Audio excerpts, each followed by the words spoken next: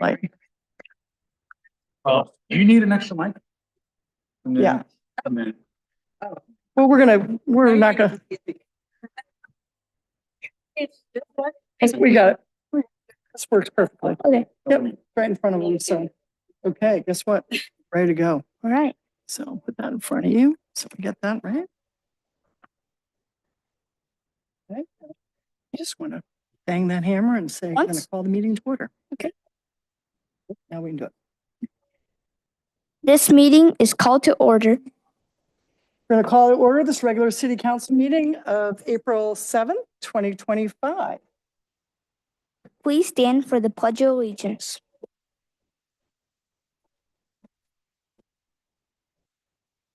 I pledge allegiance to the flag of the United States of America and to the republic for the nation under God, indivisible,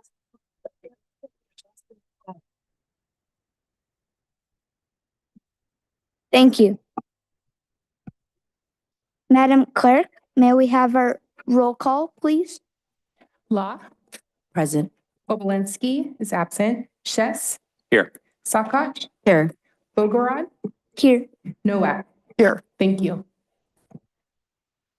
Item 4 is closed session report. There was no closed session tonight, so nothing to report.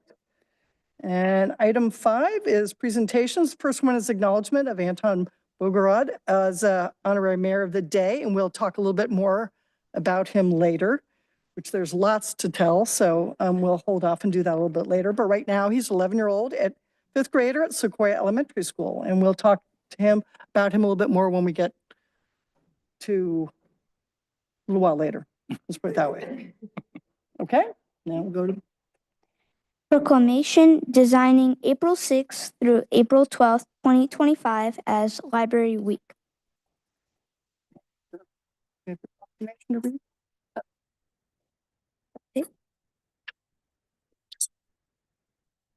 Here, no, read this. Okay. Whereas libraries speak, create, Let's have Patrick Reamer, Oh, your yeah. friend, come up to the dais. Oh, yeah. Or to this. There you go. Okay, okay, now you can read through. Okay. Whereas libraries spark creativity, fuel imagination, inspire lifelong learning, offering a space where individuals of all ages can explore new ideas and be drawn to new possibilities. And whereas libraries serve as vibrant communities, hubs connecting people with knowledge, technology, and resources, while fostering civic engagement and critical thinking and lifelong learning. And whereas libraries provide free and equitable access to books, digital tools, and innovative programming, ensuring that all individuals, regardless of background, have the support they need to learn, contact, and thrive. And whereas libraries partner with schools, businesses, and organizations, connecting the dots to maximize resources, increase efficiency, and expand across access to essential services, strengthening the entire community. And whereas libraries empower job seekers and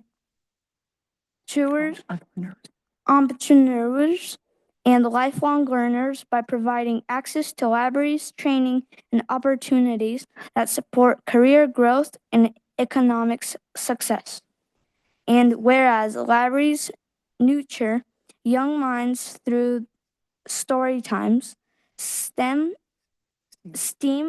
programs, and literacy innovatives, fostering curiosity and a love of learning that lasts a lifetime. And whereas libraries protect the right to read, think, and explore without censorship, standing as champions in intuit freedom and free expression. And whereas dedicated libraries and library workers provide welcoming spaces that inspire discovery, collaboration, and creativity for all. And whereas libraries, librarians, and library workers across the country are joining to celebrate National Library Week under the theme Drawn to the Library. All right, now I just got one sentence. Now therefore, I, Sue Nowak, Mayor of the City of Pleasant Hill, on behalf of the City Council and Mayor Anton, do hereby proclaim April 6th through 12th, 2025 as National Library Week in the City of Pleasant Hill and encourage all residents to visit their library, explore its resources, and celebrate all the ways that the library draws us together as a community. Patrick, do you have a few words? I do. It was so lovely hearing you speak those words, Mayor and Mayor. It's a privilege to be a part of the library in this community because I feel like every week feels a little bit like Library Week. There's so much support and love from this community and from the city council, city staff it's extra special to have Library Week like this. So I prepared a few slides to share. I'll try to be a little quick with them because there's so much that we can always say about libraries. I was here not too long ago to talk a little bit about the successes of our Pleasant Hill Library over the last year, and I'm wanted to give a sort of a bigger picture of the Contra Costa County Library and how the whole system is thriving and trying to lift up communities all around the county. Last time I was here, I was talking about how circulation of books is up, and that is true for the whole county. We are seeing young readers picking out books, and that's a joy to see. Here's some of the favorite physical items that folks like to check out last year. Of course, the Elephant and Piggy is always good. Dogman, of course, is crushing it. And you've got some other wonderful picks, someone's popular with our book clubs. Of course, folks are reading and learning in all different kinds of ways, and digital reading is also up in a drastic way, partly because we've been investing so heavily to meet the increasing demand that, of course, surged over the last 5 years. There's always new digital resources that we're adding. You can access 24/7 with your library card from home or from your phone or from in the library. And here's a few that we just added recently. I really like the O'Reilly Tech books. They're super great for business and tech topics. Of course, Mango is another language learning tool that we have adding to our Rosetta Stone offering. And then Consumer Reports is a popular one. It's pretty expensive if you do it on your own, but it's free if you use your library card. And of course, this is adding to dozens of free things that you already have access to with your card, including all the big magazines and newspapers. You've got Canopy streaming movies. You've got free museum passes with Discover and Go. The list goes on and on. So if you don't know about all those things, hop over to ccclib.org and take a look, or come down to the library and talk to one of your friendly librarians. Library visits are up everywhere as well. I'm proud that our visits in Pleasant Hill are even more robust than the average around the county, but I'm excited to say that county-wide library visits are up everywhere. And we're not only welcoming folks into our libraries throughout Contra Costa County, we have 26 different branches, but we're also making just a robust effort to get out of the library building, to go beyond our walls, to reach folks who might not have access to a local library branch.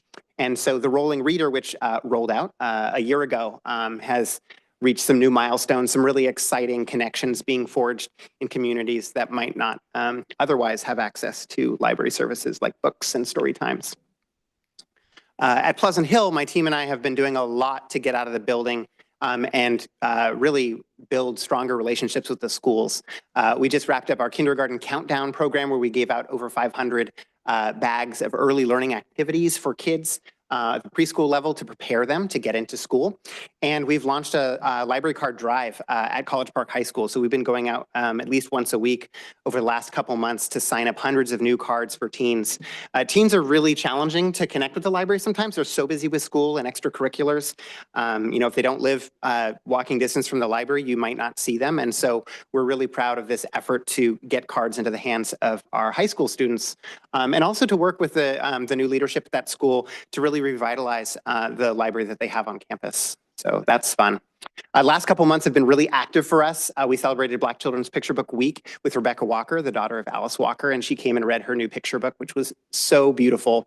Watching her read that story with little ones in our building was absolutely precious. And we just did a series of Ramadan story times with a local educator, which were really delightful.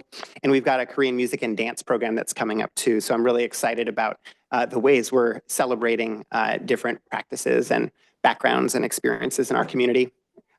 We also have coming up very, very big later this month, our Tinkers and Thinkers is back. We've been doing this in September for a long time, and we are shifting to do it in the spring, which is a really exciting shift because we really just had a massive STEM extravaganza last September. Our launch party is going to be a little bit different than our usual Tinkers and Thinkers Innovation Fair. We're going to be making rockets and launching them, and then we're going to be kicking off the giveaway of 1,000 Tinker kits. So some of you may have enjoyed the Tinker kits that we tried out in 2020, 2021, 2022, and now the Tinker kits are back to celebrate Earth Day. They are a solar-powered STEM project, which I'm really excited about. See what kids do with the STEM project in their Tinker kit this year. And then on the horizon, we have our free comic book day, which is one of my favorites of the year. That'll be Tuesday, May 6th. We're giving away thousands of comics, and we'll have professional artists. And I hope you come down and make a comic and read a little bit with us. That'll be in May. And I'm going to stop there. If you have any questions for me, I'd love to field them. Any questions? I don't have any questions, but just some comments. My kids have grown up at the Pleasant Hill Library, especially with you reading books and singing to them as well. I love the fact that you've added a lot more resources and actually have a van that's going out to the most vulnerable communities as well and doing the outreach out there. So thank you for all that you do. And thank you, Anton, for reading the proclamation. That's a lot to read. That was really impressive. Anybody else? Okay, now we're going to go down and get our pictures taken with Patrick. Thank you so much. Oh, wait. We're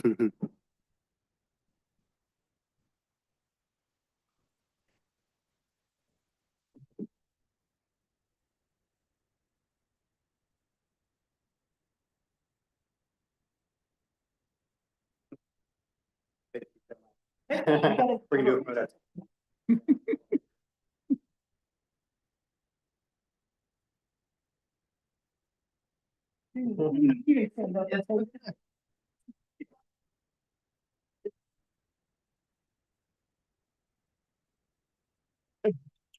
Thank you so much.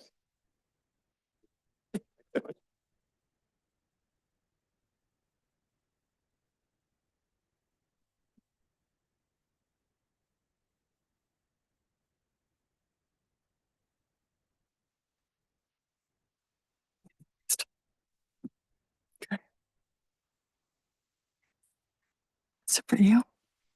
Well, I'm going to have you do the next part too. Okay, so here, let me find my part here. Okay. Just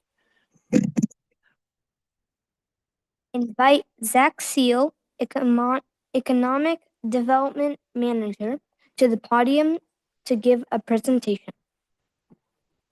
This is City of Pleasant Hill update, economic development update.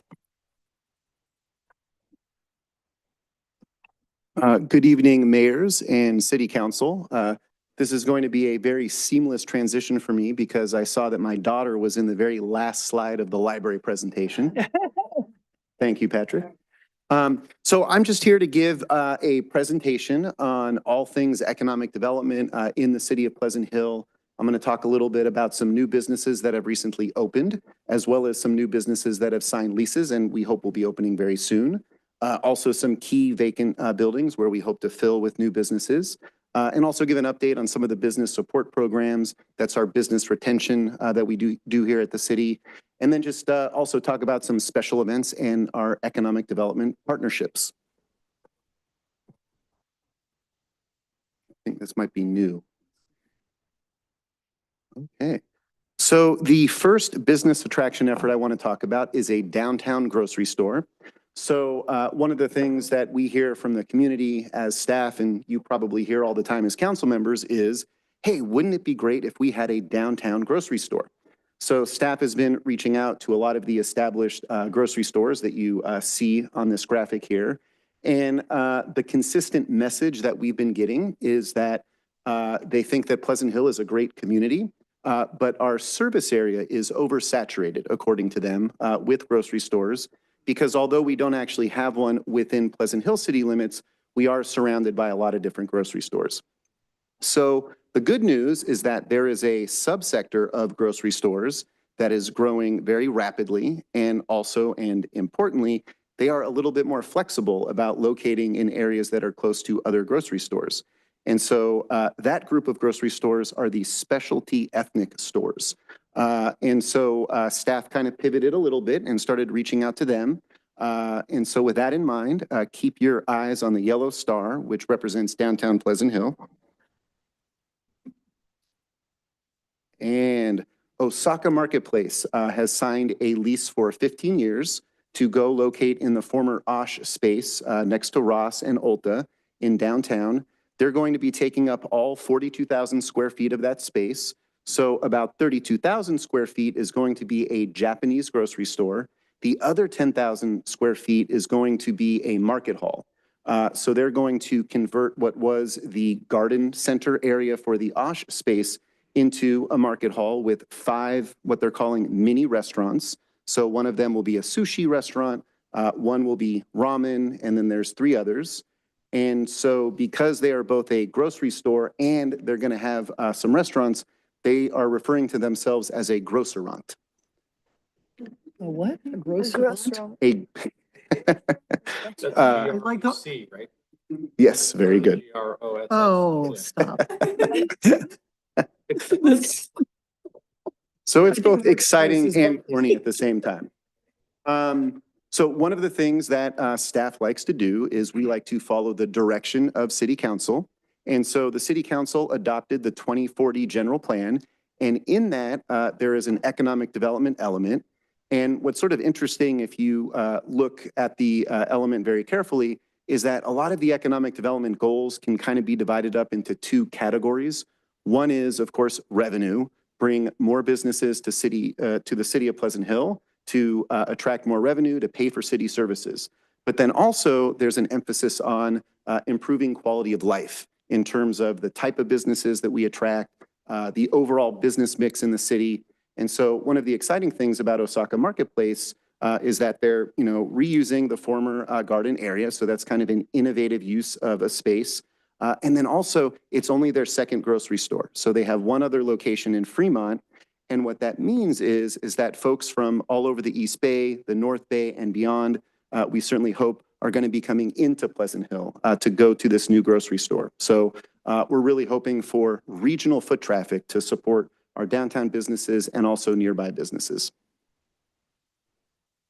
So this is an overall look at a lot of the new businesses opening up or getting ready to open up in the city.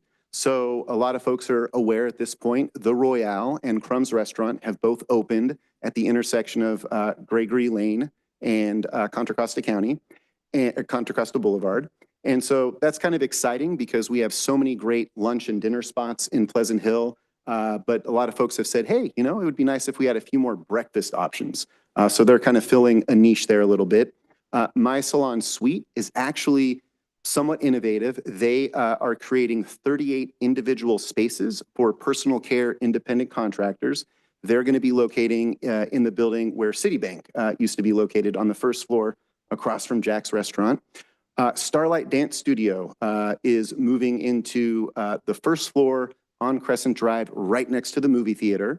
And that's kind of an interesting use in terms of a good mix of tenants in downtown because they're not going to generate a lot of sales tax directly, but all of these families are going to be coming in for dance lessons, to watch theater. And when they're there, they'll go, eat and shop at local businesses.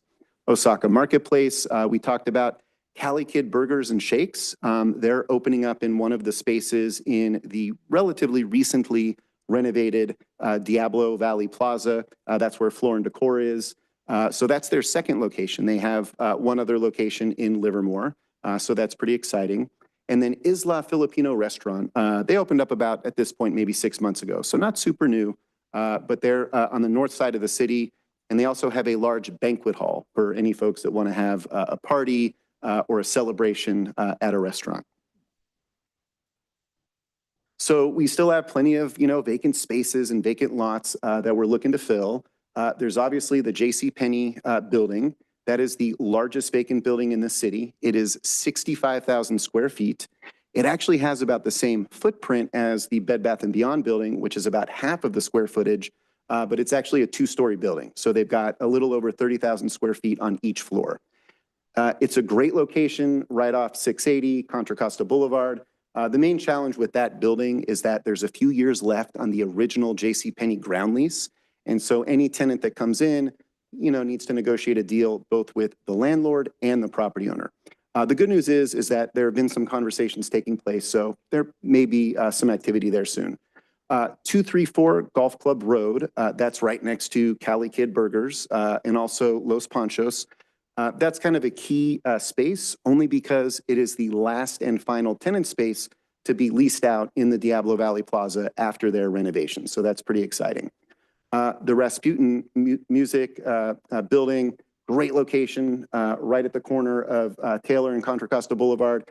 The main challenge with that building is it was built in the early 60s. It's got very large columns on the inside. It's got a very unique floor plan. So great location, but a little bit challenging for those reasons. The Bed Bath & Beyond space, we've talked a lot at the Economic Development Committee about what kind of tenants can make sense there. Some type of mix of a restaurant, entertainment, recreation use could potentially make sense there. So nothing to report there in terms of any serious negotiations, but Vestar is talking to a lot of different tenants about that space. The row house is vacant right on Crescent Drive, so that's a key opportunity right in downtown Pleasant Hill. The Hookston and Buzzkirk site, that's a completely undeveloped site. It's about 2 acres, so we'll see if anything happens there in the near future. The Black Angus site has been entitled for a hotel. It's back on the market, so it's still entitled for a hotel. So we'll see what happens there. And then there's the corner spot right at Patterson and Oak Park.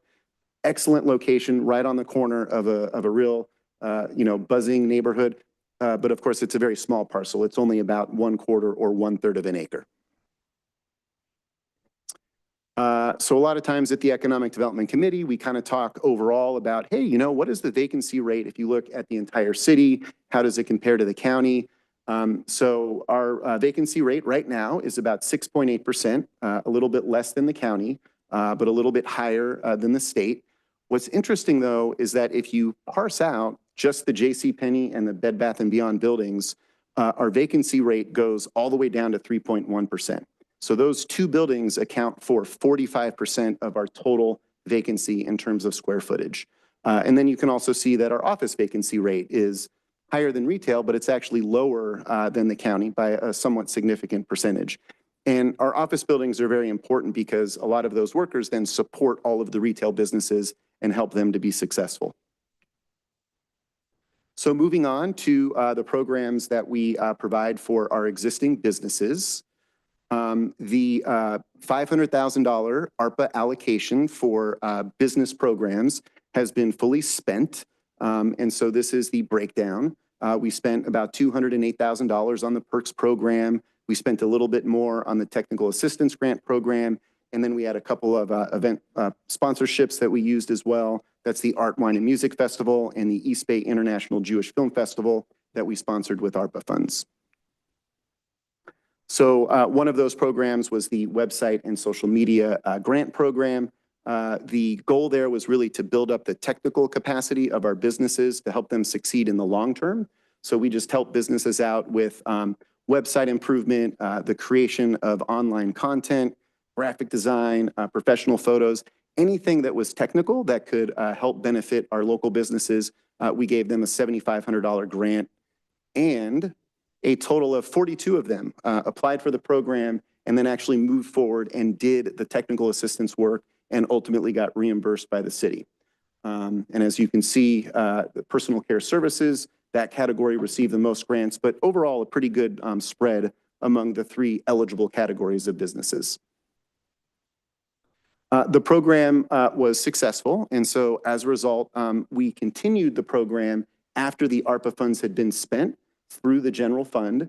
Of course, it's a smaller allocation, but we do have enough money each fiscal year for 4 businesses to receive the technical assistance grant.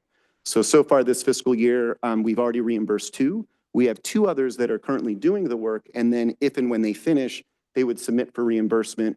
Next fiscal year, beginning on July 1st, we will then have funds for an additional 4 businesses, and then we'll start working our way through the wait list. These are just some testimonials from the businesses that received the grant. Now's a good opportunity for me. I did want to thank Juanita Davalos. So she was part of the economic development team on this program, helped to set up the online application, helps to process the reimbursements, and also just kind of provided a lot of input into the parameters of the program. So she really helped to make it a success. And then we did win a competitive statewide award. So the city of Pleasant Hill was recognized as implementing a program that really helped local businesses. And so we're proud to have won that statewide award. Another big program from that ARPA allocation, of course, was the PERKS program. And when we first were sort of outlining how we wanted to roll out the program, the Economic Development Committee really emphasized wanting to reach out to businesses all over the city. We have a lot of shopping centers, a lot of commercial districts. Sometimes the downtown businesses, as with any other city, get a lot of attention. They're really engaged. But we did kind of stand out across the city so that lots of different businesses in different areas could participate in the program.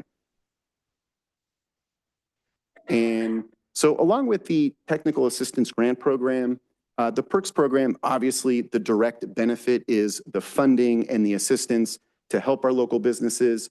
But then another element of it was we wanted to just kind of build goodwill between the city and our local business owners. So I think I can see some goodwill and some of the smiling faces there. And those little cards that you can see, those are the table tents that they would put on their countertops to let customers know that they accepted the cards. There was a multiplier effect with the PERKS program that made it really kind of desirable for cities to roll out.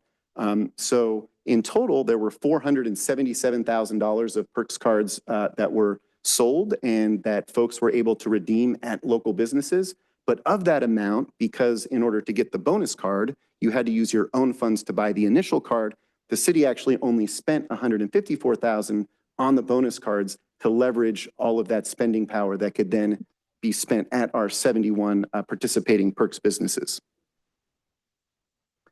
This is the final data. So we sold over 6,700 cards. What I think is pretty impressive is our redemption rate. So there was a total of $477,000 of gift cards that were floating out there.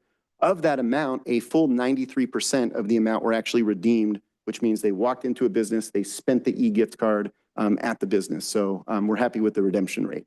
And that'll technically go up and up and up because some of the gift cards actually never expire. So this is an example of what we like to do at the city is if an outside entity or organization has a program that can benefit our local businesses, we like to do the outreach and get the word out, especially in this case when this program actually dovetails with one of the city council goals in our biennial budget, which is to bring and support and promote more electric vehicle chargers, at our office parks, at our shopping centers. And I remember the mayor, when we did the workshop on the biennial budget, you actually mentioned that in addition to the sustainability benefit, it's also an economic development tool. Because when folks are charging their car, they get out and they go shop at local businesses. So this is a program that we're going to be sharing with Pleasant Hill businesses and also the chamber so that they can share in their newsletter as well. It covers 80% of the cost of a new EV charger. There's $10 million available. And the website for anyone watching who wants to learn about it is BAAQMD, Bay Area Air Quality Management District, .gov/charge. So just wanted to talk briefly about our partnerships and our special events. Our partnerships are very important because they sort of increase the capacity of our city to actually accomplish more things when we work with partner organizations. As the City Council is aware, each year for the past 3 years, we've approved a sponsorship of about 10 or so special events that the Recreation and Park District puts on. The Art, Wine, and Music Festival is something that the city sponsors that's put on by the Chamber of Commerce. They also do ribbon cuttings and business mixers. We have regular check-ins, we being staff with Diablo Valley College. We're always exploring different possible opportunities with the overflow parking lot. They also share with us whenever they launch a new training program, and the city supports that by attending their media events.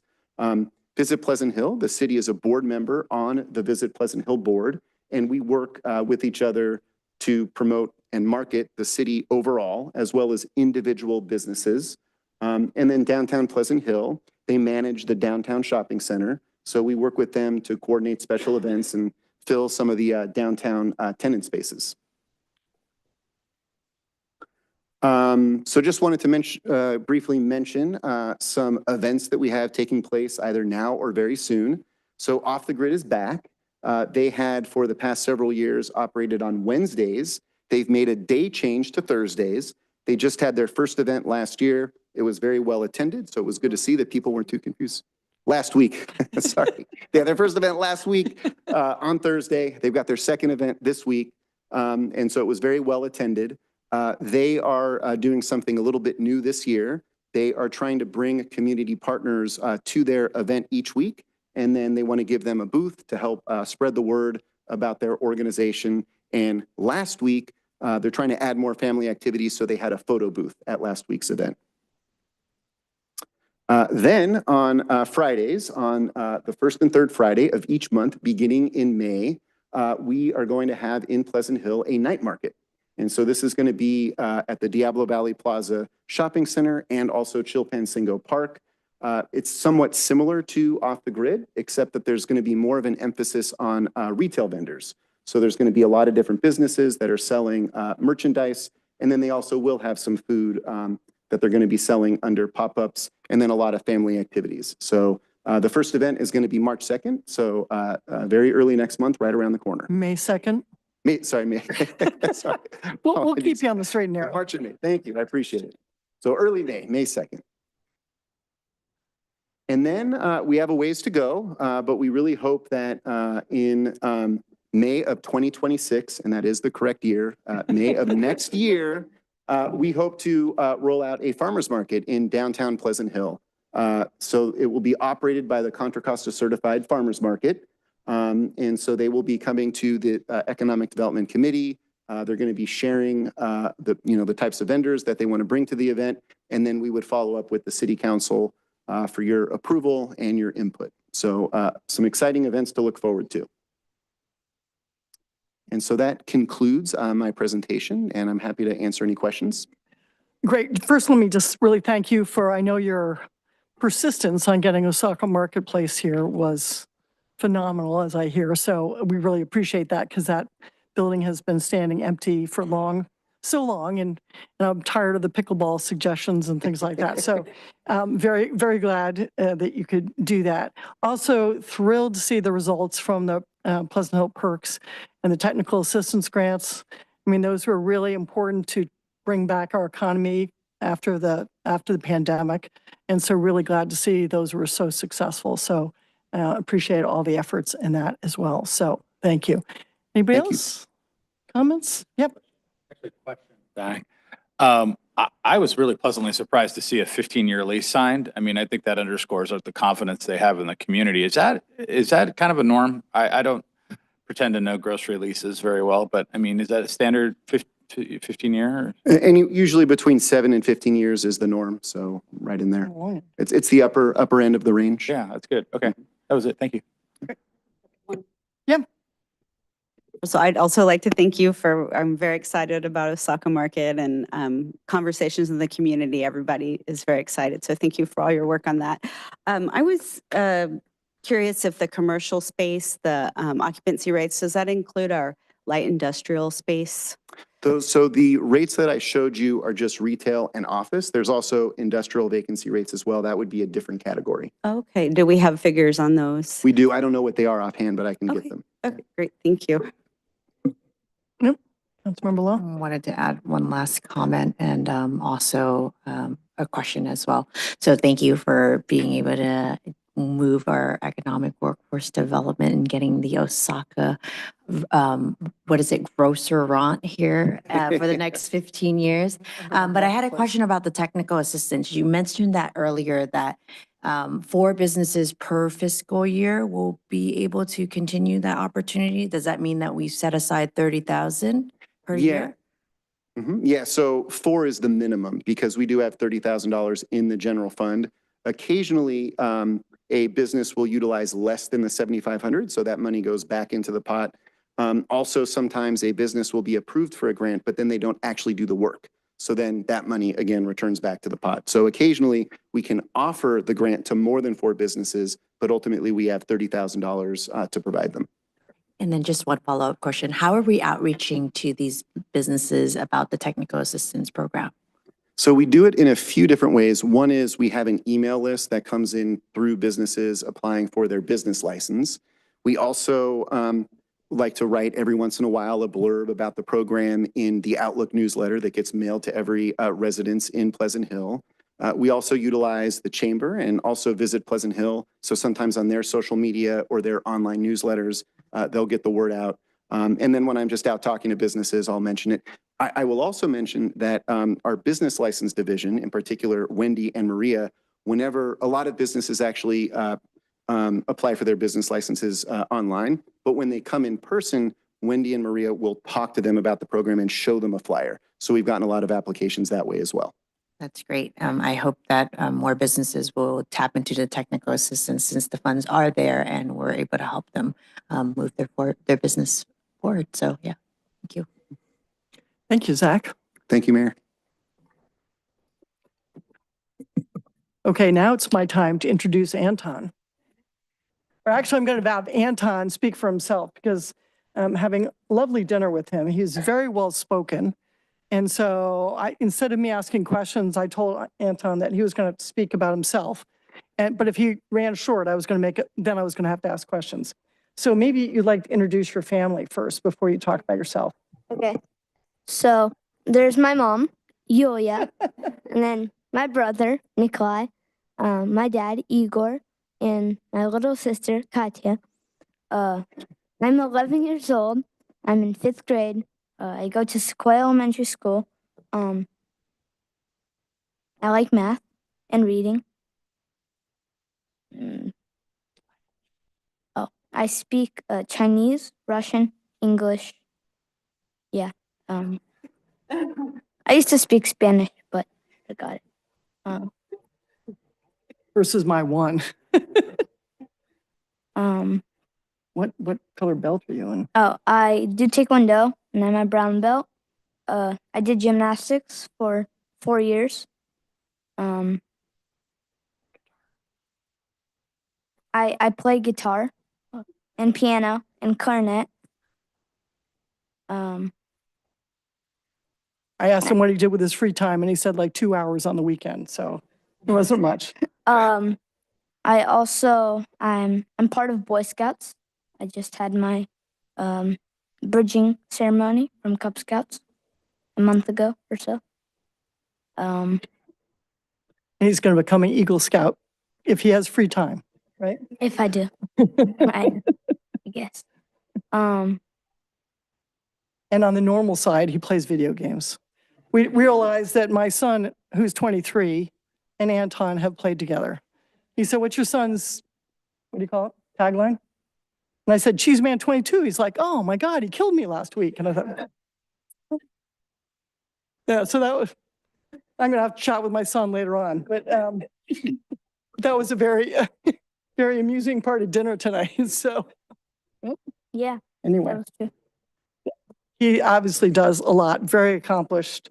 So are his siblings. So very, very impressive family. Really enjoyed having dinner with them. And I'm going to give you a certificate.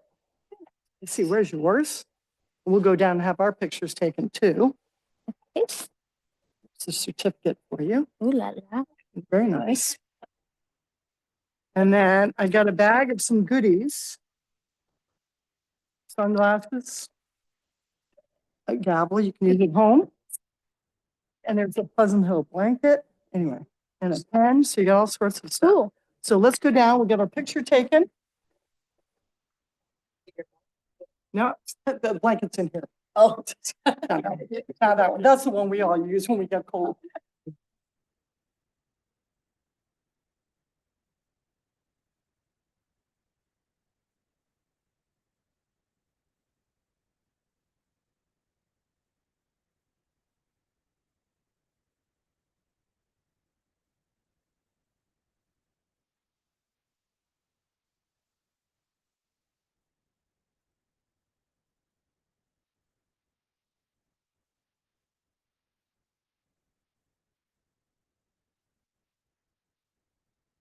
very much.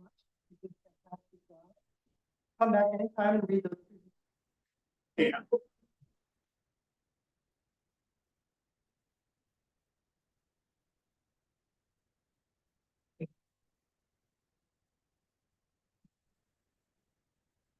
That's good. That's important. That's important. Great job.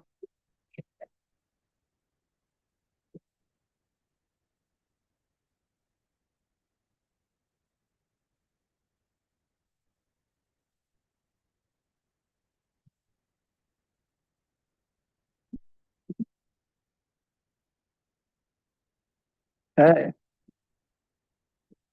I gotta get my computer open now. What was really funny is when I got the names, I looked at the names, and Ulia helped me get all my diabetic pump stuff set up. And I didn't know it until I saw her name, and I was like, oh my gosh, I know this woman. So that was pretty cool. Between that and my son killing her son off in video games, we had a lot in common. So that's yeah. Anyway, all right, we will move on to item 6, city manager comments. City manager Ethan Bindernagel, please. Thank you. That is a hard act to follow with Mayor Anton, but I'll try. Couple of announcements here. If you've ever wondered what the process is for getting an ordinance passed here at City Hall, or how the city puts together large capital improvement projects like the Pleasant Hill Library, if you'd like to learn more about Pleasant Hill City Government and how it works, you can sign up now for the Local Government Academy. I know we have 2, actually 3 former graduates of our class last year at the dais this evening. That said, the LGA is a 6-week program ideally suited for residents, business owners who want to learn more and be active in their community. Sessions will run on Thursday nights, May 29th through July 3rd from 6 to 8:30 p.m. And participants will be invited to the Monday, July 7th council meeting where they'll receive recognition and certificates of completion. Signups are limited to the first 20 participants, and I am happy to announce at last check we had already 10 participants registered with well over a month and a half to go in signing up. So don't miss your opportunity. You can sign up online by Friday, May 23rd at www.phillca.gov/LGA. The City of Pleasant Hill is continuing to prepare its 2025 Climate Action Plan, and we are inviting everyone to participate in a survey to help shape the policies and strategies within that document. The city intends to adopt the CAP by 2026, and it will include targets that reflect those set by the state in state laws. The survey is open now until May 2nd, and you can visit www.phillca.gov/climate action plan for a link and more information. It was mentioned earlier by Zach Seal, but I will reiterate that the new outdoor Pleasant Hill Night Market is launching Friday, May 2nd, 2025 here in Pleasant Hill, and it continues on the first and third Fridays of each month through November from 5 p.m. to 9 p.m. at Chilpin Single Park and the DVC Shopping Plaza. You can enjoy a lively evening filled with delicious food vendors, a refreshing beer truck, local merchandise vendors, and live music, plus fun activities, including cornhole, face painting, and much more for all family members. So we encourage you to come down starting Friday, May 2nd.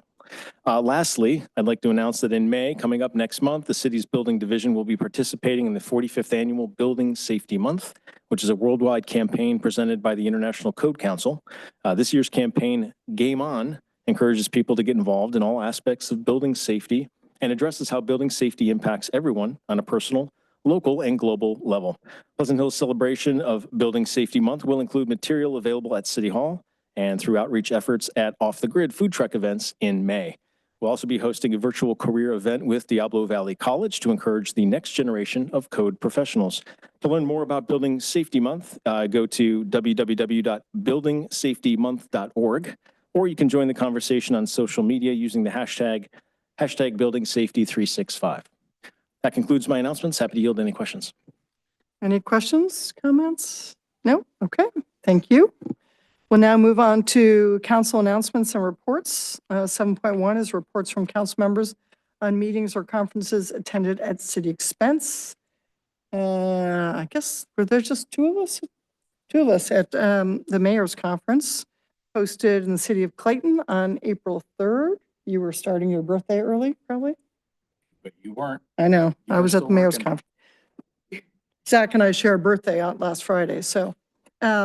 Anyway, so that was, the report was on the East Bay Regional Parks, what's coming down the road. I guess there's a new park coming in Clayton, and some of the other sites that they're working on that it's going to take a couple of years before they are open to the public. So that was kind of an interesting discussion. I didn't realize it took that long to open parks up to the public. Do you have anything to add, Councilmember Sakich?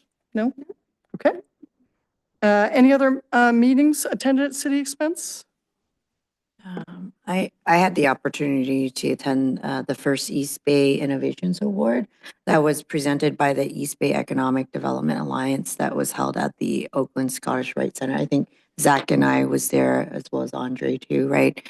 The East Bay Innovations Awards celebrates and honors extraordinary companies and organizations that contribute to the East Bay's legacy of innovation, and DVC's Industrial Automation and Robotics Program received the Community Impact Award.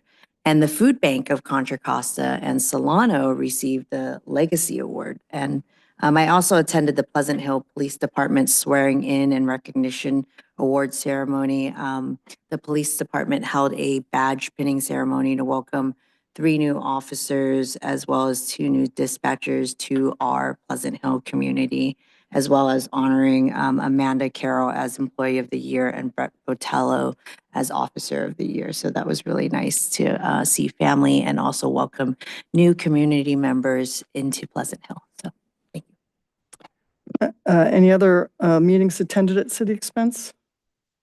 Other announcements? I assume you included both of those. So city announcements? Amanda? Too. Oh.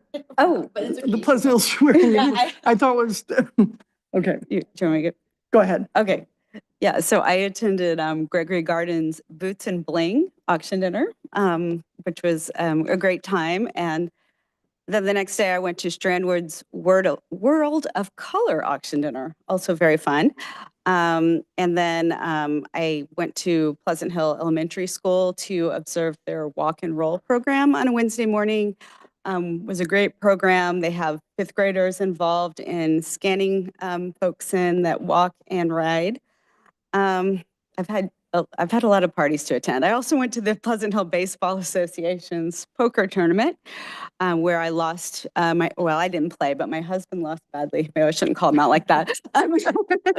And then lastly, I went to a small little gathering called Hands Off, which was opposing government cuts to protests, to programs that our residents here in the county depend on, such as Medicare. Okay. Vice Mayor Schiff? Councilmember Law mentioned I joined them at the East Bay Economic Development Alliance. I just attended the East Bay Economic Development Alliance Awards as well. Okay. Did you have more? Sorry, I was just going to add a couple more. I had my first coffee break as a council member at Two Leisure's on Friday, both your birthdays, April 4th. At noon, you guys should have came by and had some coffee. The coffee break was really an opportunity for residents of Pleasant Hill to come ask questions and provide ideas and voice any concerns. And residents really voiced that they appreciated the opportunity to be able to meet an elected official like directly and have a conversation over coffee. We walked through the city site. I provided links on how to get city alerts and then also included the municipal code for them as well. And so I also mentioned what Ethan had brought up earlier about joining LGA, and hopefully some folks will then follow the link for LGA. And I did attend the peaceful hands-off protest that Amanda was at as well. And so residents of Pleasant Hill came together as a united community to basically stand up for basic human rights and remain resolute to defending the dignity of our people, our children, our well-being, and the brave individuals who have served the country. Councilmember Shotgots, as well as County Supervisor Ken Carlson spoke at the event, and other nonprofit organizations as well was there. So that's all I have. Okay. I attended the Pleasant Hill PD swearing in, which was just a wonderful event. Pleasant Hill Police Department does such a great job in recruiting excellent officers, and again, great great job with the new ones coming in. Super great community officers, which we really appreciate. So I was very pleased to attend that. And Officer Botello, who I knew quite well when he was the SRO at College Park, it was good to see him again, and obviously doing really well at PD. So that was also great. I gave a speech at the Industrial Council of Contra Costa County, primarily related to transportation, which seems to be my world lately. So I did that. And then the hands-off I attended was in Gualala near Sea Ranch, and there was about 200 people there. So I was up there celebrating my birthday. So that was great. Yeah. 200 people. Yeah, I know. It's only like 1,000 people in the town, but between Sea Ranch and Gualala, it was Where is Gualala? north of Sea Ranch. It's about an hour north of Jenner, an hour and a half north of Bodega Bay. It's Yeah. the Mendocino Sonoma County border. Yeah, right on the border. Oh, that's right. You're a pro at that I one. used to live up there. Yeah. Okay, we'll now move on to public comment. The public is welcome at this time to address the city council on items on the consent calendar or other items not listed on the agenda, but within the purview of the council. Comments are limited to 2 minutes per speaker. You may provide comments by giving a speaker card to Lyon for the dais. And do we have any speaker cards? No speaker cards. Okay, anybody want a last minute, raise your hand? No. Okay. We will now close public comment and move on to the consent calendar. All matters listed under consent calendar are considered by the council to be routine and will be enacted by one motion. There will be no separate council discussion of these items unless requested by a council member prior to the time council votes on the motion to adopt. Is there anybody that wants to pull anything? Okay. Yes, I'd like to pull item 9.3. 9.3. Okay. Anybody else? Okay. Can I get a motion for 9.1 and 9.2? I'll make a motion for items 9.1 and 9.2 of the consent calendar. Second. Okay, we have a motion and a second on 9.1 and 9.2. Can we have the roll call vote, please? Law, Yes. Chess. Yes. Sakach, Yes. Nowak. Yes. Thank you. Motion carries. Okay, 9.3. Yeah, so the staff report says the bill requires agencies must hold at least one community engagement meeting within 30 days of submitting and publicly releasing an annual report, the special and military equipment use staff report. In the report, it said to encourage as much transparency as possible. The department intends on accomplishing this requirement via the report. I was concerned about the level of public engagement on this, but I did talk to the chief this afternoon. He assured me that a town hall was coming up to discuss this item, and I happened to see it this afternoon on the police Facebook page. So I appreciate the prompt response in addressing my concern, and just wanted to ask the chief if he wanted to talk a little bit about the town hall. Yes, so first of all, good evening, Mayor and council members, members of the public, Scott Berman with the police department. So our town hall meetings, this will be I believe our third or fourth one since 2022. We chose a platform of doing it virtual. That way people can attend. Over the last 4 years, the attendance is low, but when I talk with other jurisdictions, that's nothing unique to just Pleasant Hill. It's just a low turnout. I also attributed the low turnout is because all the stuff that we currently have is stuff that we've had for a long time, and it's standard police equipment that's used throughout the state of California. Not only the state of California, but the United States. We don't have anything that, in my opinion, falls under the definition of military use. We do have special equipment, but we do not have military equipment. I think if we had some exotic or stuff that is listed in here, like armored tracked vehicles, weaponized vehicles, weaponized aerial systems, I think that would probably not grant more attention, but get more attention for the community. But we don't have those items. Even the firearms, we do not have anything that's up at the 50 caliber range. We have no need for that type of a weapon or the ammunition. So I think, does that answer your question? That's, I think, one of the reasons that we do have a low turnouts because it's equipment that we've already had. and we continue to use. Yeah, I think that does answer my question. I would just ask that in the future that the information about the town hall be included in the staff report, and that would just, No And the- problem. And the Thank you. first year, could the check first off. year it was done, there was a whole presentation on it when it was first enacted that they had to do it. There was a big presentation at city council about it, so. Okay, and is that it? And I'll make that note for next year. Thank you. Would you like to make a motion then? yes, I will make a motion to approve the ordinance regarding this special or military equipment use policy pursuant to AV 481 and accepting the annual report for all specialized military equipment available for use by the Pleasant Hill Police Department. And I'll second. Okay, we have a motion and a second. Can we have the roll call vote, please? Lot, Yes. Chess, Yes. Sakach, Yes. Noack, Yes. motion carries. Thank you.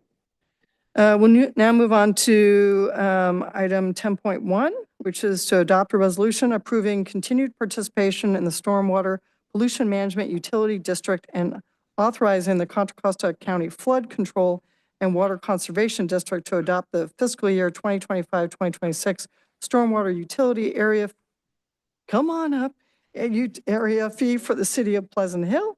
And Ann James, our Public Works Manager, will start us off, right?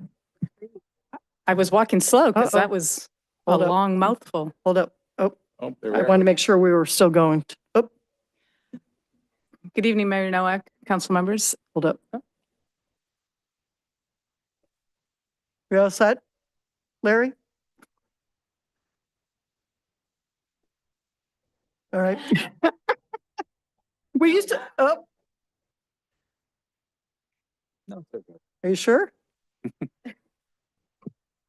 We still got a black screen out here. Are we still zooming? Okay, All right. all right, we're still zooming. So, Good evening, Mayor Nowak, council members. I just want to take a quick minute to introduce our newest member of the engineering division as a senior level. This is our new senior engineer, Leticia Galeazzi, and she is going to be making the presentation for you tonight. I hope you don't have slides. I do have slides. You do have but I can slides. just confess it. There's a lot of acronyms though, so the slides might help you. Okay, Um, hold So on a should I second. wait? Let's see if we can get the slides up.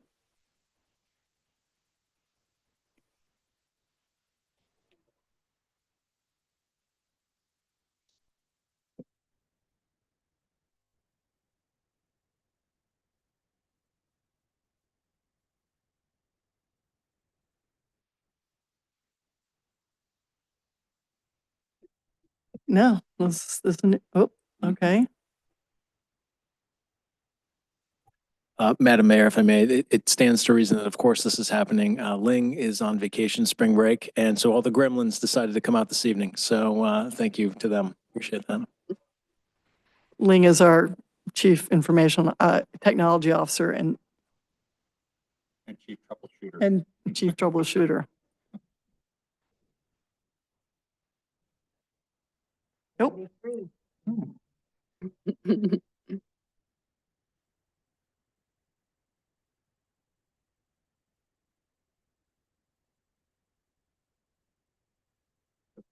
Yeah, nobody move.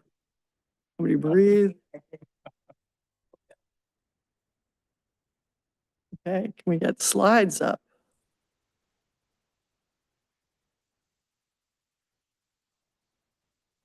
I feel like we're back in Zoom land trying to get technology to work. Larry says the public can see the slides, but something's happening in here that you all can't. So we're just trying to get that But- worked. But Letitia needs to see the slides and let her know. Would we have like another? yeah, be okay. Mayor Nowak. Yeah. Would you like us to move forward without the slides? Well, if you can, do the best you can, and if we have more questions, Okay. maybe we get somebody to print some out of the slides? Is that doable? Get them like. sent to-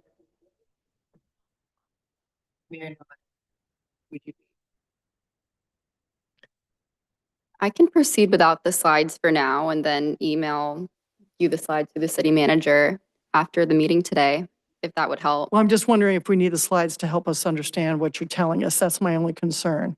So how about we take a 5-minute break, and if we can get the slides emailed to us, at least then we can see what you're talking about to better understand, if that That would be works. okay with me. Okay, let's just take a 5-minute break then. Okay. We'll come back at 8:05. Look at that.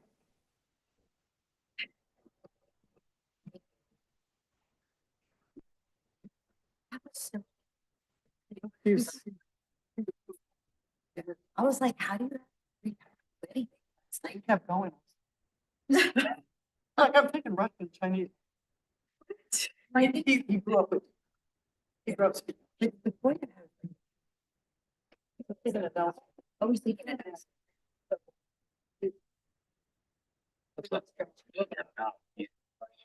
I mean, those aren't easy language. No, there's a lot of character. Since we have 5 minutes.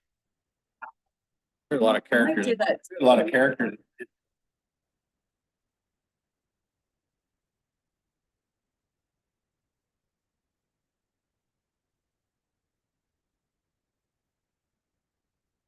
Yeah.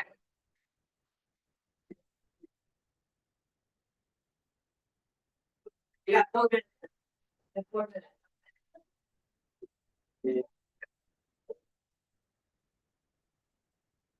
You stable now, Larry?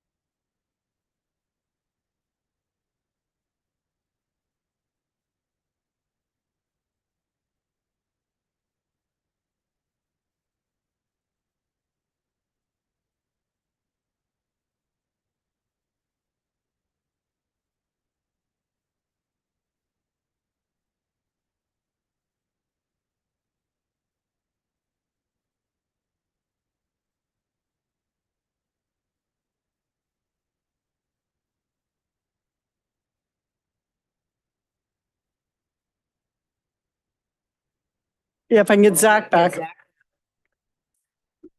Vice Mayor?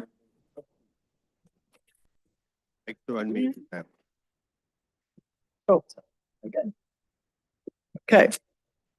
I'm sorry. Oh, I'm sorry. That was the way you've had to, your first presentation, and this is the way it goes. But anyway, Yeah, no worries. start all over. Thank you. All right. Good evening, council members. I'm so glad we have a presentation now. And thank you for having me tonight. Once again, the item I bring before you tonight is to adopt a resolution approving continued participation in the Stormwater Pollution Management Utility District and authorizing the Contra Costa Flood Control and Water Conservation District to adopt the fiscal year 2025-2026 Stormwater Utility Area Fee for the City of Pleasant Hill. So as you may have already noticed from the title, there's a lot of long names and acronyms in this presentation. So I'm going to try to simplify it to you the best way I can, but don't hesitate to ask any questions at the end. So to begin with a little bit of background, runoff comes from impervious area. Impervious area is a surface where stormwater does not absorb. So for example, we have rooftops, driveways, streets, sidewalks, any paved area, just to name a few. So as the population continues to grow, so does development. And population growth and development are key contributors to the volume and the amount of pollutants in runoff. Evidently, if left untreated, increased runoff can negatively affect the environment, public health, and safety during a major flooding event.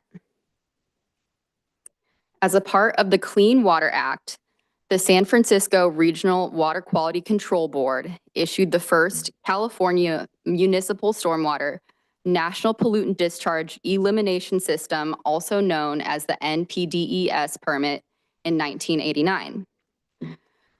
So these permits require local jurisdictions to impose conditions on land development approvals, ensuring that projects incorporate features and facilities to reduce runoff pollution, which is eventually collected into our storm drain system and outfalled into the bay.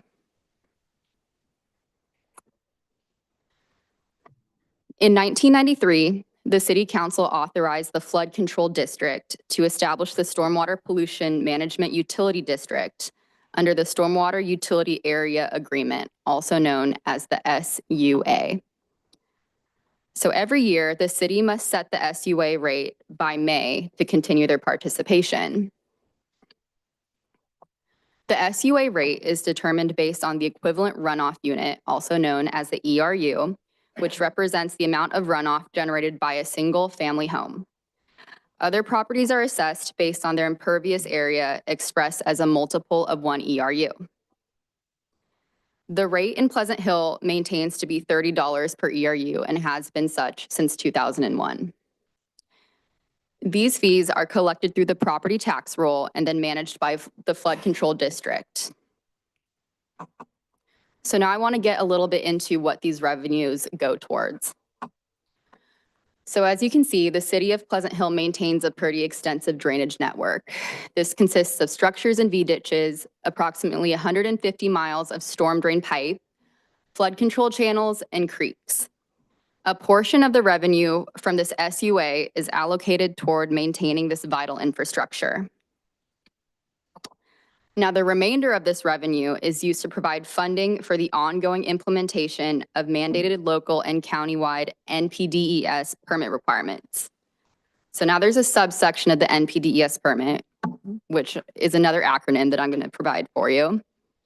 The Municipal Regional Permit, also known as the MRP, was adopted in 2009 and reissued in 2022 as what is currently known as the MRP 3.0 shown above.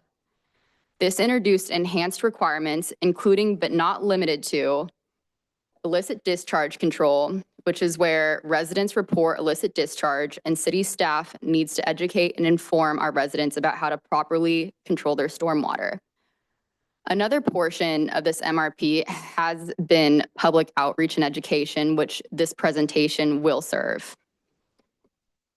Another provision of the MRP 3.0 is to condition development projects to incorporate LID measures to treat their stormwater runoff, as shown here at the 85 Cleveland Apartments, which is a new apartment complex that we have here at the city of Pleasant Hill, where the developer disconnected their rooftop runoff downspout and dispersed it into a flow-through planter, which will go into our storm drain system.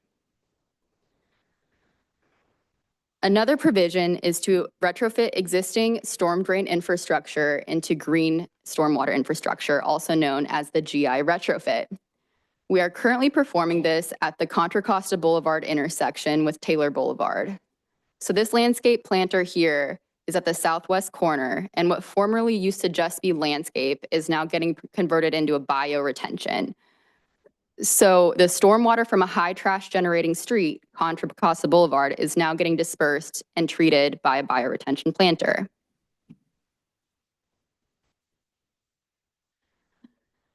Another provision of the MRP 3.0 that I want to show you tonight is trash capture. So this provision sets the trash reduction goal to be 100% per city or permittee by June 30th, 2025. So that's coming up. But the city has been making strides towards achieving this goal by conditioning property owners to install trash capture devices, which I explained to the property owners to be something that resembles a pasta strainer that goes into their catch basin inserts in their parking lots to collect and treat their stormwater. So city staff, while conditioning the property owners, has been keeping inventory of their trash capture devices using an AGOL online map shown above. And as you can see here, the red area is the high trash generating area, while yellow is moderate, green is low. The blue parcels signify where owners have finally converted to 100% trash capture. So currently, our trash reduction is at 87.3%. But citywide cooperation towards achieving this goal has been outstanding. In fact, since total trash load reduction has been last calculated, 5 more parcels have converted to 100% trash capture. In conclusion, if this resolution gets adopted, the set rate will continue to be $30 per ERU, which will produce $367,710 in revenue to fund the activities I listed in this presentation.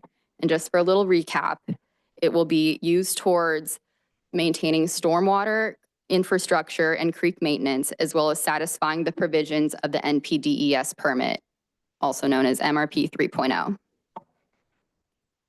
Should the SUA not be renewed, the city will need to use other funding sources or potentially be subject to fines. So that concludes my presentation. I can answer any questions you may have at this time. And if you have any permit-related questions, I also have my consultant, Frank Kennedy, here with Kennedy and Associates to help Okay. you out. Okay. Thank you. Thank you. Good job, despite all the hiccups there. So thank you very much. Any questions? Yep, Vice Mayor. But I'll defer to Councilman. You sure? Okay. A couple questions. Thank you. Yeah, thank you.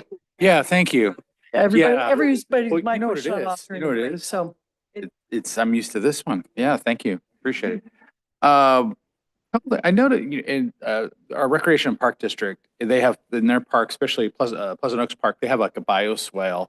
Is that something separate? I know they're a separate district, but does that help qualify to get? Does that an example of this? Does that help help with trash capture, or is it just city-oriented property? City. So where is this parcel? Sorry. So Rec and Park is a separate district. Oh, yeah, You're- it's separate Okay. from the city. Okay, and then my second question is, we're at 87.3%. So if we don't get to 100 by the, are there fines or anything like that, or is it just a goal? Yes and no. Okay. I'd like to invite Frank to give you a further explanation because this is a little bit of a complicated Okay, great. question. Madam Mayor, members of the council, I don't want to dig into the weeds too deep.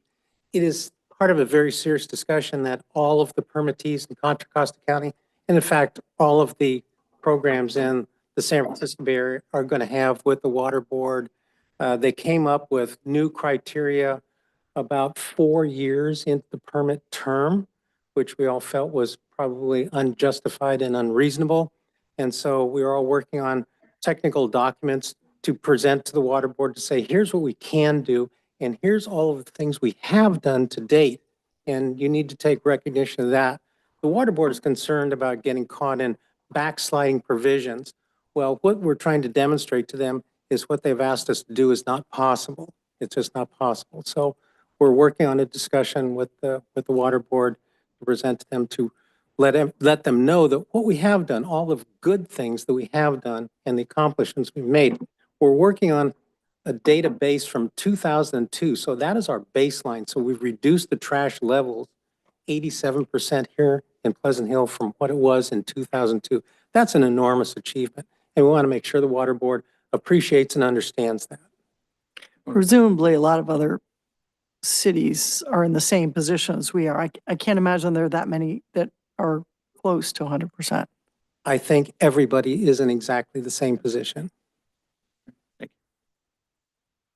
Will we have a time when this is actually going to be presented to the water board? Are they considering what their position? I know this happens a lot when they set some standards and then have to decide on whether at least the attempt at compliance is sufficient versus actually achieving the goal. Have they given any acknowledgement to that at this point? Well, internally in the Contra Costa Clean Water Program, and then with some of the other programs like Santa Clara, San Mateo, and Alameda County, we're putting together a response to the water board on this criteria and this goal that has to be achieved in accordance with guidance that they just gave us in January. Okay. So we're working together to finalize our response, whether it's going to be individual or joint, and then we're going to present that back to the water board. And of course, it has to be within the next 2 months. So it's going to be very soon. Other questions? Yeah, I was just going Someone else? to echo what Zach had. He spoke before me, but thank you for asking that question. About the 87%, I was worried about that too. If we don't meet the 100%, is there going to be a fine? But I did notice on the third bullet point, there was participation in regional alternative compliance if local reductions are not possible, and staff are still needing to investigate that option. So have you guys started looking into that regional solution? There is a regional program and all its criteria has been presented to the water board and they have accepted it. So now becomes the problem of finding those regional projects. Right now we have one and it's in San Pablo. And the way it works is San Pablo has invested money into this program and they've created excess capacity. But each organization that creates excess capacity has to be concerned about what is the water board going to do to us in MRP number 4. The water board has made it clear that there will be increased requirements for reductions in trash load reduction on top of what we've already done. So it becomes a political decision and an economic decision for each one of the organizations. So we don't know where that's going to go just yet. So this is all very dynamic and the ground rules are kind of changing as we go. We're trying to work things out with the water board to let them know that there probably is an upward limit that we can't get beyond. 100% trash load reduction just doesn't exist. It doesn't. You create something, you do something, and somebody throws a napkin out of the car, well, technically you're in violation of that permit requirement. It's ridiculous. So we have to come to, we all want to reduce trash. Trash is a very bad thing, but we want to do it in a reasonable way that is achievable. And right now we have unachievable goals. 87.3 is pretty impressive so far, so appreciate that. Well, it is. It is. Any other questions? Yeah. Councilmember Sackett. Yeah, are they considering raising the rate? I noticed it was fixed in 1993 and I guess there's no inflation adjustment. Is that a topic of discussion? Do you know? So that rate was established when a simple majority was required. Now to make a change, we'd have to have a super majority. So it's a whole new ball game. We tried in 2002 to raise it and we lost. we could not get the supermajority. So it's going to require some more education, figure out what went wrong the last time, and then try to reapproach it from a different perspective, make sure people understand how important this is and that we're stuck right now at the $30. Other organizations or other permittees that did not take action early, they're now stuck with paying for it out of their general fund. So in Contra Costa, we were very wise and we passed that ordinance. And so that's everybody, it started out at $15 and we just kept upping and upping and up. And now everybody's capped at 30 because the ordinance said a cap of 30. So that's where we are. We're kind of stuck there for now until we come up with a campaign that can put a different kind of, or an increase in the SUA over the top. It's not to say we haven't done other storm drain work with some Measure K money. So I don't want people to get confused that this money's different, is very different from the money that we have raised through Measure K to do some storm drain work too. So any other questions? Thank you very much. Thank you. Thank you. Good job.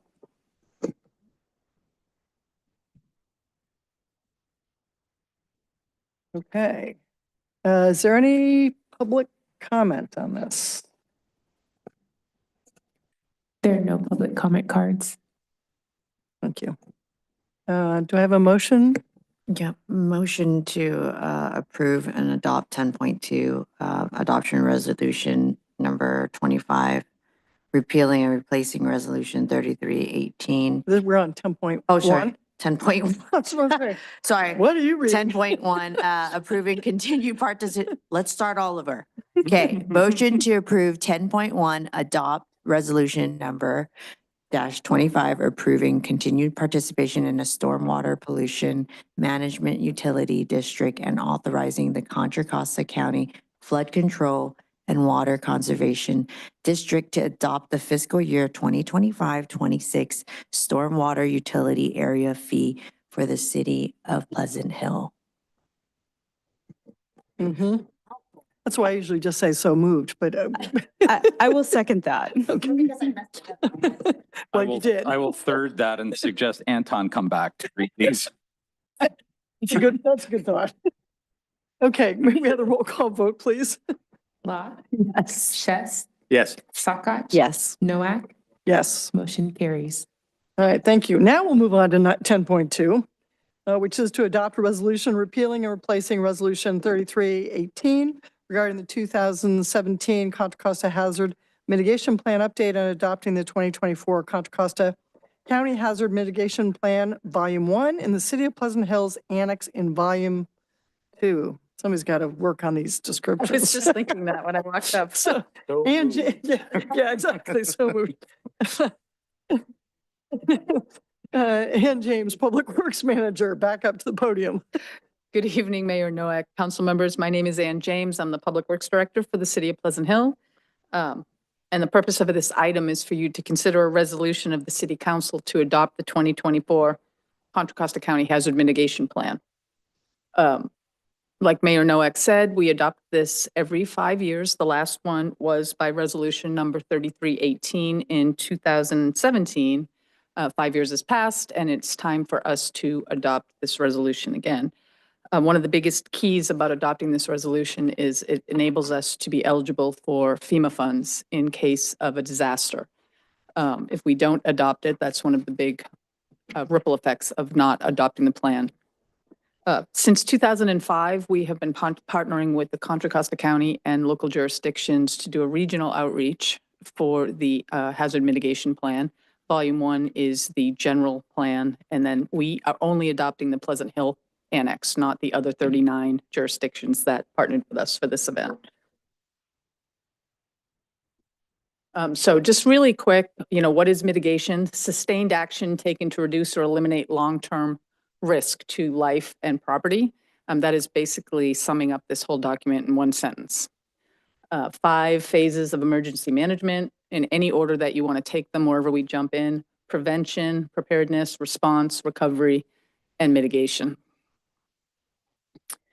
Back in 2000, the Disaster Mitigation Act of 2000 was federal legislation that establishes pre-disaster hazard mitigation and sets requirements for the grant program, for post-mitigation grant program. So it's a long sentence to say it's a whole document that helps us, if we ever had a disaster, to get aid from the federal government.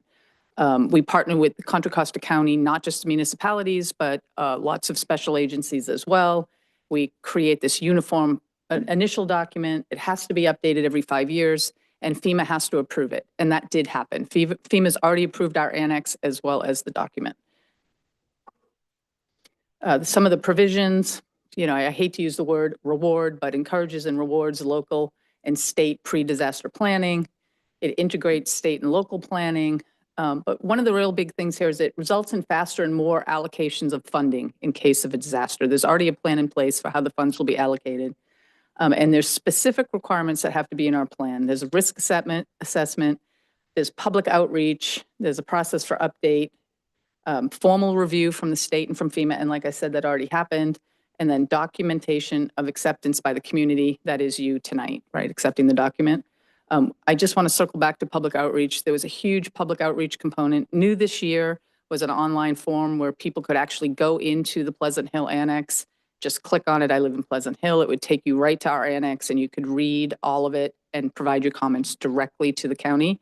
And that was new for this 5-year update, that people had the ability to do that. Basically the purpose of the overall mitigation plan, reduce long-term vulnerabilities to hazards, goals, objectives, and actions, mitigates risk.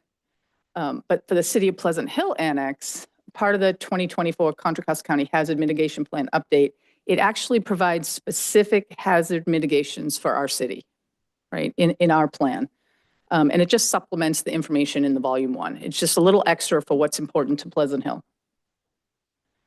So just volume 1, 39 jurisdictions. It was made up of cities, towns, unincorporated Contra Costa County, school districts, utility companies, fire protection districts. We started in 2022 working on this update.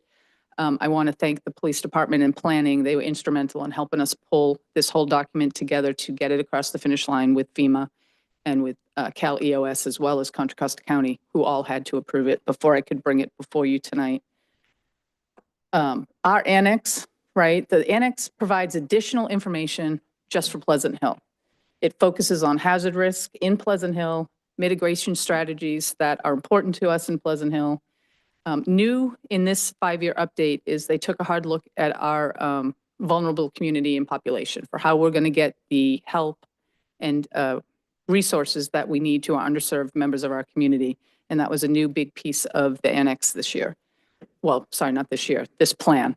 And it also assesses the impacts that we're going to have. So in our annex, we looked at development, especially in our flood-prone areas. We took a look at all the codes, ordinances, plans, and permits to see how they could support how we're going to implement the program. Participation and compliance was really around the National Flood Insurance Program, which we do participate in as a CRS community.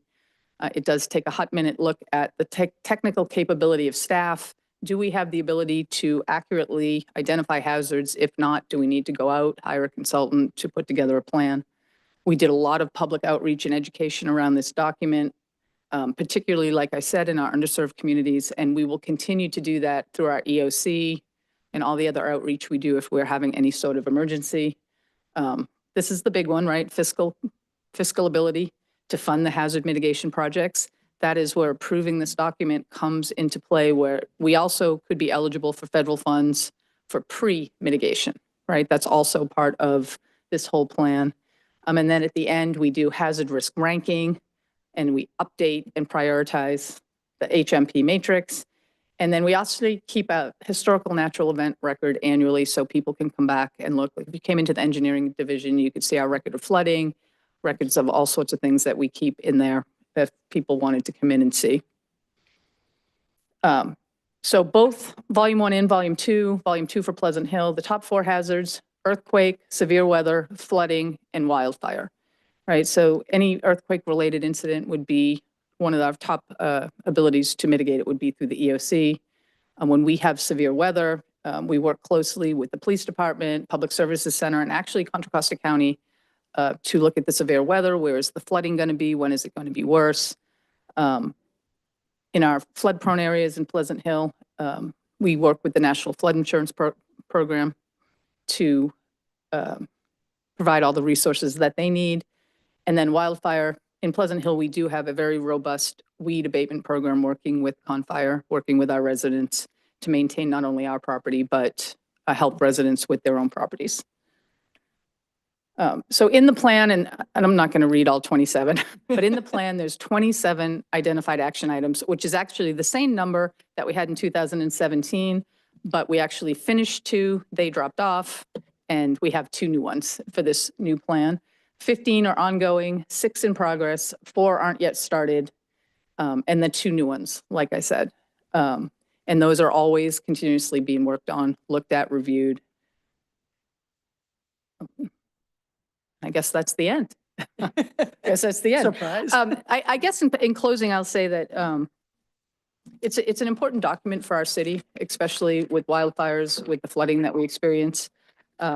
We put a lot of effort and time into it, working with all the outside partners, but internally as well, to put together a document that's relevant for Pleasant Hill. So aside from not being able to get funding if we don't have it, that is a huge component for us. We want to be able to get the funding. It's also a working, living, breathing document that helps us help our community when and if we ever would need it. Do we have, based on some noise from the federal government about getting rid of FEMA and things like that, do we have to think about contingencies there or? I have not heard anything like that. Okay. I have not heard anything. I just heard something yesterday. That was, I guess it was last week. So that was the first time I'd heard something on FEMA. I have not heard, but what I will do is I will check in with our counterpart at Contra Costa County and see what the feel is for that and report back. Yeah, I'm really glad we got this done prior to some of the staffing reductions at the federal government, because that may take this process a lot longer. But it is concerning when I saw the fiscal responsibility piece, to the extent that that ends up getting impacted, which there was some discussion of, but small compared to other items at this point. But I think a different way of looking at it is if we did need federal aid, at least we have all the tools in place to be eligible to get it. But I will check in with Beatrice at the county and report back on what the feel is there. That's great. Questions? And you mentioned earlier that the public was able to add their comments, and that was something new. So when the public provided comments, where is that information included in the document, or where does that live now, and how have we addressed those comments? So it was actually the county that addressed all of those comments by feedback to the city. So I'm going to circle back and say that they had some new requirements this year. We had to do 3 public outreach events, and I'm sorry, I should have said that earlier. We had to provide a QR code at, we did it on our website. We did a huge public outreach on our website with a QR code, and that 2 of our events, one of the off the grid nights, and I think the Art, Wine and Music Festival, we actually had a tent with the QR code where people could come and scan the code and put their public comment in there. But the county also did their own public outreach where people would scan the QR code. So we didn't actually at the city see their data. It went directly to the county. Okay. And it was incorporated that way. Okay. So basically what happens, we submit our draft. They took all the comments, sent it back to us. We had to revise our draft, send it back based on the comments. Okay. But we didn't actually get to see the individual Jane Smith said type Okay, of. so you got to see the overall Right. commentary and Right. then revamp it, update it. Right. Yeah, thank you.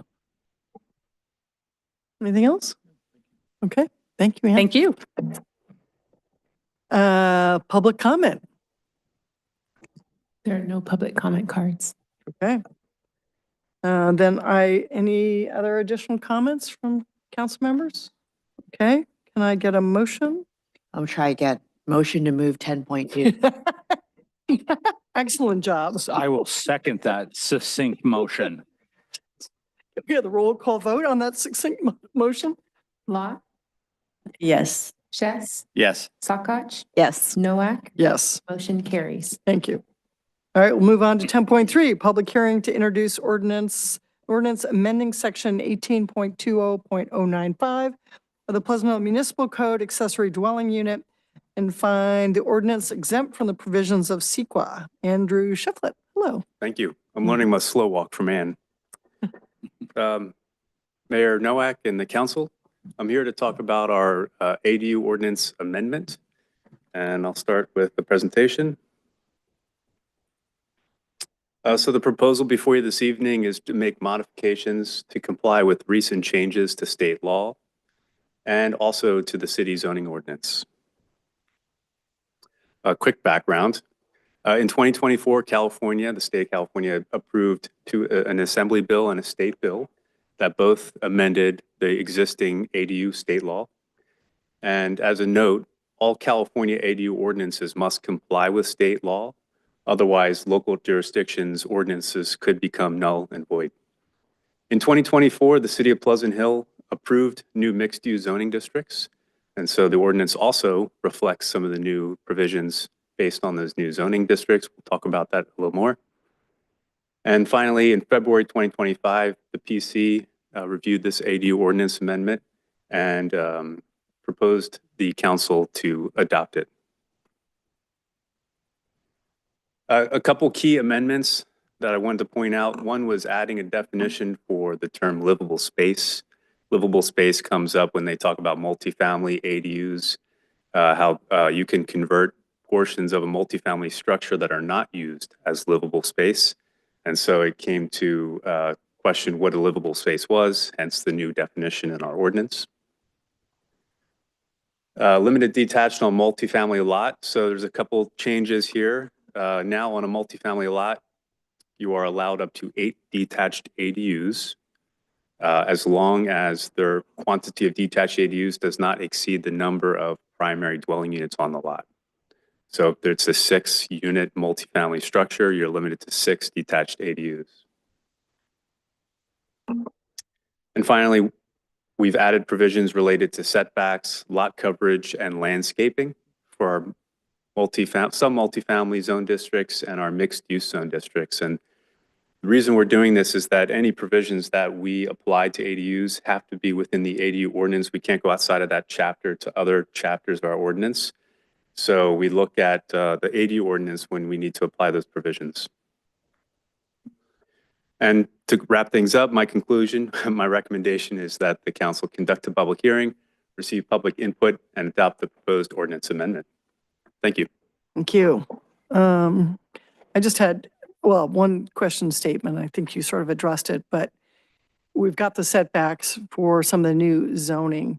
And we'll be addressing that, the new zoning and design guidelines and every standards for those zoning later on. So while we've established setbacks here, we will be revisiting all those guidelines in the near future. And so I just want people to realize that we did that to get this started on the ADU process that we needed to get done, but that we'll be reviewing those and looking at in more detail when that time comes, correct? That's correct. Yeah. Okay. I just wanted to make everybody aware of Yes, that. the comprehensive zoning update will come before you and you'll have a chance to discuss these provisions at that time as well. Yeah. Okay. Questions? No? No? No? Wow. Andrew, excellent job. No questions. Okay, we'll have, well, I guess I have to open the public hearing, right? I'll open for public comment. I have no public comment cards. Okay. Then I will close public comment and I'll come back to the council for further discussion or a motion to adopt the resolution.